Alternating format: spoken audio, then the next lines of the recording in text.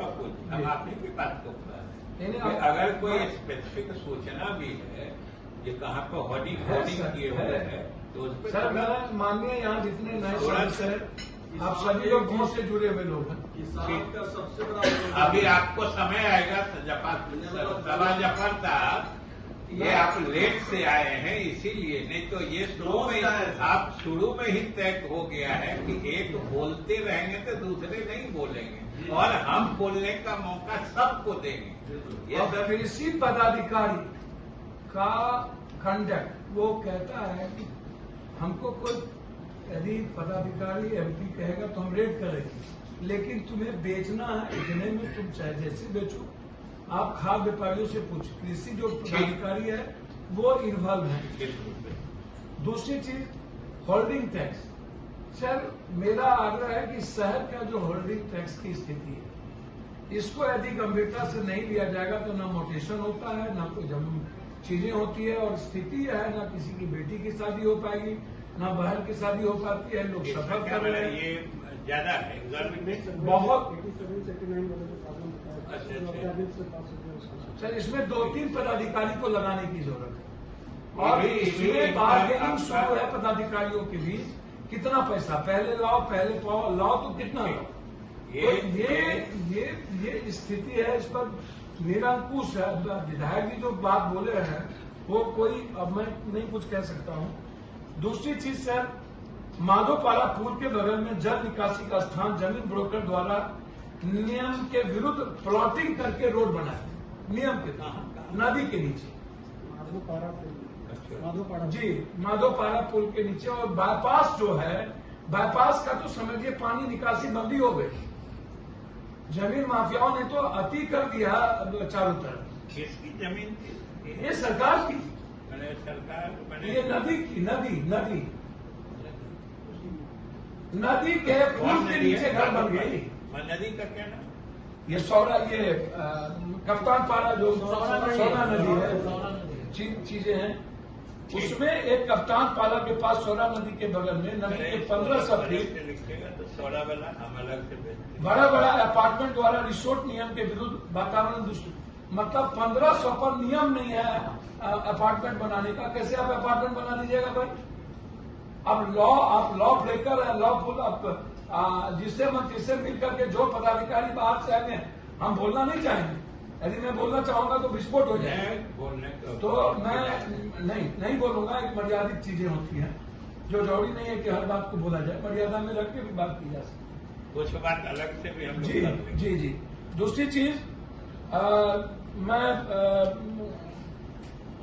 दूसरी बहुत सबसे बड़ा इम्पोर्टेंट है विजय बाबू, वो है सीओ डीसीएलआर और एडीएम। ये 3 आदमी महत्वपूर्ण लाइफ लाइन है मिडिल क्लास और गरीब लोगों का। ये तो समझिए कि हमें अच्छे डीएम मिल गए हैं, अकाल से पीछे से आप अच्छे ईमानदार एसपी को भेज, तो हम तो तबाह थे। कोशिश हम लोग की यही रहती। जी। तो मैं एक बात आपको बता दूं कि सीओ साहब लोगों का उनका जो कर्मचारी है, कर्मचारी की बात करता हूं, वो 4, 5, 10 आदमी को खड़ा रखता है आपत्ति डलवाने के लिए कि हम जो कह रहे हैं आपत्ति डाल दो, उसके बाद हम देख लेंगे। 45 दिनों के अंदर नोटिशन का एक रेट है। जब कोई आपत्ति डालता है तो मिनिमम 76 डे होता है। मेरा आग्रह है कि आज ये पॉलिसी बन जाए इस सदन में कि 76 डे के बाद आपको जो लॉन्ग राइट ऑर्डर करना हो, जाएंगे वो डीसीएलआर, जाएंगे वो डीएम के कोर्ट में, किसी भी कीमत पर 76 को क्रॉस नहीं करे नोटिशन जब हम देंगे। ये साल भर 2-2 साल तक जी 45 में जाता है। 45 से आपत्ति की बात होती है। यही कहा जाता है सर कि जो पुराने मामले हैं वो किसी हालत में ऊपर से बिल्कुल 76 को क्रॉस नहीं करे नोटिशन जब हम देंगे। ये साल भर 2-2 साल तक जी 45 में जाता है। 45 से आपत्ति की बात होती है। यही कहा जाता है सर कि जो पुराने मामले हैं वो किसी हालत में ऊपर से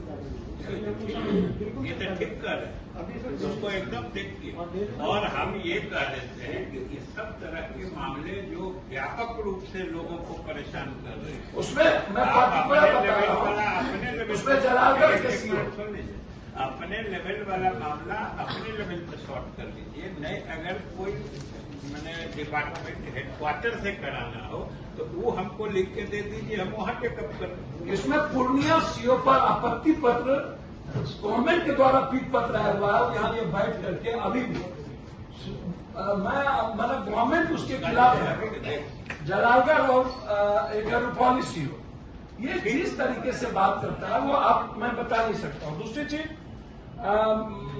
अब दूसरी नहीं आपने नहीं मैं सिर्फ पॉइंट सर मेरा कोई सही नहीं है, मेरा कुछ मामला सर है। नहीं आप जो कर रहे हैं बहुत कारगर बात कर रहे हैं। जैसे स्मार्ट मीटर की बात आई सर, गवर्नमेंट का लॉ है कि कोई भी प्रोसेस जो है जबरदस्ती नहीं हो सकता और गवर्नमेंट का नियम भी आ गया कि नहीं आप स्मार्ट मीटर को गो स्लो ऐड करिए। आप स्मार्ट मीटर यदि कोई लगाना चाहता है तो आप लगाइए, ना तो आप किसी को धमका सकते हैं कि आप पर केस होगा, ना आप काट सकते हैं। आप क्या कर रहे हैं, ये एग्जीक्यूटिव बिजली डिपार्टमेंट आतंक हैरानी पैदा कर रहा है थाना प्रभारी के सामने।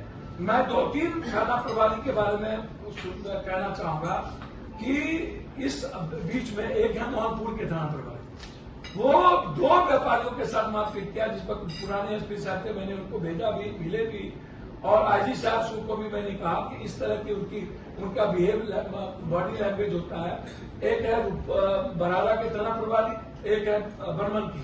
ये 3 थाना प्रभारी कंप्लीट रूप से मतलब ये इनको आप कुछ भी कह दीजिए, कोई केस हो, नियम हो, कानून हो, ये उससे गायब नहीं होते। अब तो एसपी साहब आ गए हमारे, अब खुद देखिए थाने प्रभारी जब आतंक करेगा।